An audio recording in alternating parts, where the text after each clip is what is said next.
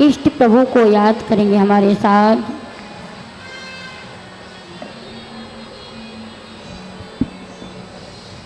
ओम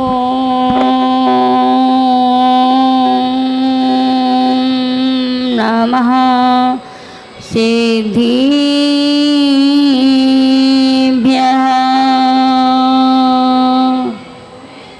समिता ऋषि को पीने वाली तामसिता का नाम नहीं। करुणा जिनके भरे हृदय में कसाई का भी अंश नहीं। विज्ञा श्री माँ विज्ञा दे दो, केवल विज्ञा पा जाओ। गणने गुरुवा के चरणों में सादर शीश झुकाओ, सादर शीश झुकाओ, सादर शीश झुकाओ। जय बोली अनंत सिद्ध परमेष्ठी भगवान की। देवादिदेवी खजर से मोलायक चिंतामणि पारसनाथ भगवान के। सहस्र कोट विज्ञातीत पर विराजित एक हजार श्री शांतिनाथ भगवान के। परम पूज्य राजचंद्र गणाचार्य गुरु और 108 वीराग सागर जी महामुनि राज के। परम पूज्य भावलिंगी संत आचार्य श्री 108 विमल सागर जी महामुनि राज के। परम पूज्य भारत गुरु सहस्कोट विज्ञातीत प्रणेत्री पुरातत्व रक्षिका श्रमणी गणनी आयरिका रत्न गुरु माँ 105 विज्ञा श्री माता जी की।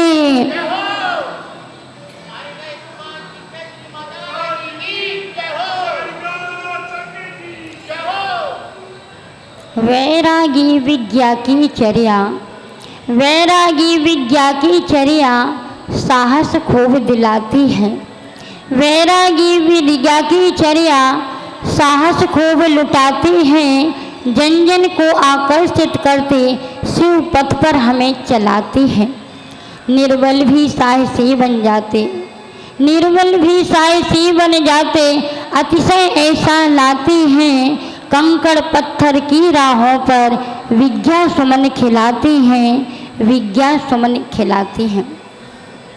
धर्म स्नेही बंधु, आज का यह पावन दिवस, आज का यह पावन अवसर, आज की यह पावन बेला बहुत ही खुशियों की बेला है। बहुत ही सुनहरा अवसर है जो हम सभी के लिए एक खुशी लेकर के आया है।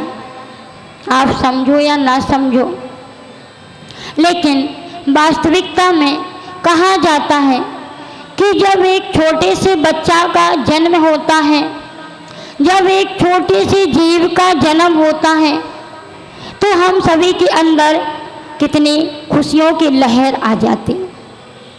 तो फिर जब आज 2 अगस्त के दिन परम पूज्या गणनी आयरिका गुरु माँ विज्ञा श्री माता जी का जन्म हुआ था, तो उस समय प्रत्येक नगर में, प्रत्येक परिवार में ऐसी खुशी की लहर दौड़ पड़ी थी। क्योंकि ये खुशी की लहर मात्र उस समय की नहीं, ये हमेशा हमेशा के लिए।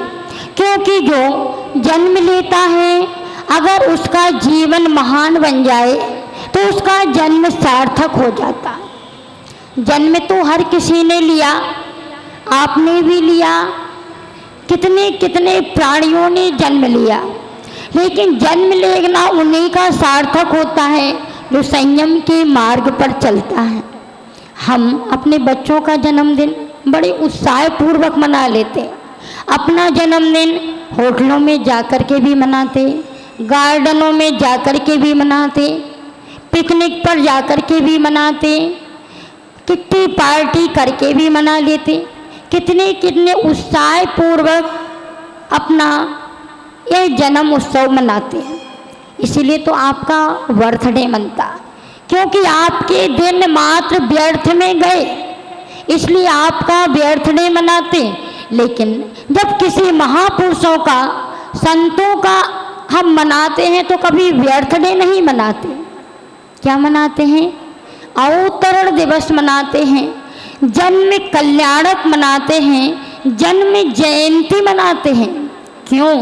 क्योंकि वो जन्म को प्राप्त करना नहीं चाहते, जन्म का छेदन करना चाहते हैं। और जिसने जन्म की प्राप्ति तो की, लेकिन जन्म को नष्ट करने की भावना बना ली कि हमारा ये जो जन्म मरण अनादि काल से चल रहा, ये हमारा नष्ट हो जाए। और ऐसे मार्ग पर ये जो संत चलते हैं, उन्हीं का हम एक कल्याणक मनाते हैं। जब हम किसी तीर्थंकरों का कल्याणक मनाते हैं, उनकी जयंतियाँ मनाते हैं, तो हमारे अंदर मात्र यही भावना आती कि हम भी उनके जैसे मार्ग पर चल सकें। आज पूज्य गुरु माँ का जो हम यहाँ पर महोत्सव मना रहे, तो मात्र उनकी तारीफ करने के लिए नहीं। आप लोग कहोगे कि वो तो आपकी गुरु माँ है, इसलिए माता जी आप तारीफ करते हैं। कहा जाता है कि शिष्य का भी एक ऐसा दिन होता है कि वो किसी बहाने से गुरु की भक्ति कर सकें, क्योंकि प्रभु गुणगान करने के लिए, गुरु गुणगान करने के लिए हमें कोई ना कोई बहाना चाहिए। हमें होटल में नहीं जाना, ना हमें मोमबत्तियाँ बुझाना, ना हमें केक काटना, मात्र हमें प्रभु और गुरु का गुणगान करना है तो कोई ना कोई निमित्त चाहिए। क्या? कोई ना कोई निमित्त चाहिए। और आज हमें ये निमित्त मिला, क्योंकि कहा जाता है कि गुरु की आराधना ही शिष्य की साधना का मंगलाचरण होता है। आज गुरु की भक्ति करने का हमें ये अवसर मिला और आप सबको भी मिला। प्रभु की भक्ति और गुरु की भक्ति यदि हम एक साथ कर लेते हैं तो इसमें 4 चांद लग जाते और इसका हमें फल भी दुगना मिलता है। अभी विभ्रांत श्री माता जी ने भी कहा कि आज जो गुरु माँ का अवतरण दिवस आया वो 4 चांद लगाने के लिए आया। वैसे आपको सानिध्य पहले से ही मिल रहा था, लेकिन सानिध्य में भी यदि 4 चांद लगते हैं तो ये मात्र किसकी कृपा से? गुरु के आशीर्वाद से। गुरु माँ वहाँ से आशीर्वाद देती हैं और आपका हर काम निर्विघ्न संपन्न होता है। पहले आपने चातुर्मास स्थापना करवाई थी, 21 तारीख को करवाई थी ना, उसमें 2 और 1 लगा था। और आज 2 तारीख है। 2 तारीख आपके लिए संकेत दे रही कि यदि आपने शरीर को छोड़ दिया और आत्मा को पकड़ लिया, ये मात्र 2 काम यदि आपने कर लिए तो आपका भी जन्म दिवस मनाना सार्थक हो जाएगा और जन्म पर विजय प्राप्त कर लोगे। वास्तविकता में गुरु माँ के गुणों के बारे में जितना भी यहाँ पर बखान किया जाए, उनका व्यक्तित्व और कृतित्व इतना महान है कि शायद हम पूरी जिंदगी भर गुणगान करें तो भी नहीं कर पाएंगे। उन्होंने अपने जीवन में ऐसे महान महान कार्य किए, एक नहीं, अगर एक आध काम करें तो गिना दें आपको, अनेकों करे हैं। क्या? अनेकों कार्य किए उन्होंने अपने इस संयम काल में। एक नहीं, 2 नहीं, अनेकों प्रदेशों की यात्रा की। MP, UP, झारखंड, बिहार, बंगाल, उड़ीसा, कर्नाटक, तमिलनाडु, पश्चिम बिहार, पश्चिम बंगाल और राजस्थान एवं महाराष्ट्र, सारे प्रदेशों की लगभग यात्रा कर ली। कश्मीर से कन्याकुमारी तक अपने नन्हे नन्हे पैरों से चल कर के लगभग 1.5 लाख किलोमीटर की यात्रा कर चुके। यह प्रथम आर्यिका हैं जिन्होंने संयम पथ पर आर्यिका के रूप में कन्याकुमारी तक जाकर के यात्रा की और ऐसे मिलेच्छ प्रदेशों में जाकर के अहिंसा का डंका बजाया और एक नहीं करोड़ों मांसाहारियों को शाकाहारी बना दिया। इस उपलक्ष्य में गुरु माँ के लिए इंडिया बुक ऑफ रिकॉर्ड का अवार्ड दिया गया था। एवं जब पूज्य गुरु माँ ने 108 वृद्ध नागरिकों के लिए श्रवण बेलगोला क्षेत्र की निःशुल्क हवाई यात्रा करवाई थी, इस उपलक्ष्य में गुरु माँ को वर्ल्ड बुक ऑफ रिकॉर्ड का भी अवार्ड मिला। एवं जो सहस्त्रनाम महाअर्चना विधान जब गुरु माँ ने पदमपुरा अतिशय क्षेत्र पर 2500 जोड़ों के साथ करवाया था और इतना निर्विघ्न संपन्न वह आराधना हुई, उस समय एक महिला की आंखों की ज्योति इस विधान के माध्यम से आई। गुरु माँ के आशीर्वाद से जब किशनगढ़ की पावन धरा पर भी यही सहस्त्रनाम महामंडल विधान चातुर्मास में 4 महीने तक चला, उस समय भी एक महिला की आंखों की ज्योति इस विधान के माध्यम से आई। एवं जितने जितने भक्तों ने ये आराधना की उन सभी को इस भक्ति का तात्कालिक फल मिला। और हम सभी के जीवन में जितने भी कष्ट आए, पूज्य गुरु माँ के जीवन में कभी भी कष्ट आए तो उन्होंने मात्र इस सहस्र नाम की भक्ति करके ही अपने कष्टों को दूर किया। बड़े से बड़े क्रूर से क्रूर व्यंतर देवों को भी मात्र इस भक्ति के बल पर परास्त कर दिया। तो ये भक्ति इतनी अनोखी और अद्भुत है जो आज हम सभी को यहाँ पर मिल रही। आपके यहाँ भी 31 दिन का यह सहस्रनाम महाअर्चना होने का आपको अवसर मिला। प्रत्येक परिवारों के द्वारा यहाँ पर ये अर्चना की जाएगी, इसलिए आप सभी को इसमें भागना है कि भाग लेना है? भागना है कि भाग लेना है? भाग लेना है ना, पक्का सबको भाग लेना, क्योंकि आज हम सभी जो कष्टों से पीड़ित हैं तो आचार्यों ने कहा कि ये हमारे जो कष्ट मात्र निर्जरित होते हैं, कष्ट भागते हैं तो भक्ति से ही भागते हैं। हम इस भक्ति के बल से निदत्ति निकांचित जैसे कर्मों को दूर कर सकते हैं। तो आप सभी को प्रभु भक्ति करने का अवसर मिला है और यह अर्चना आपने देख ली आज कि आपके लिए इसमें हवन भी मिलता है, अर्थात आहुति भी करने का अवसर मिलता है। और यदि आहुति पूर्वक दीप धूप फल के साथ यदि कोई अर्चना की जाती है तो उसका फल डबल हो जाता, और किसी अवसर पर की जाती तो उसका तिगुना फल हो जाता है। तो आपको आज 1 नहीं 2 नहीं 3 गुना फल मिला इस भक्ति का।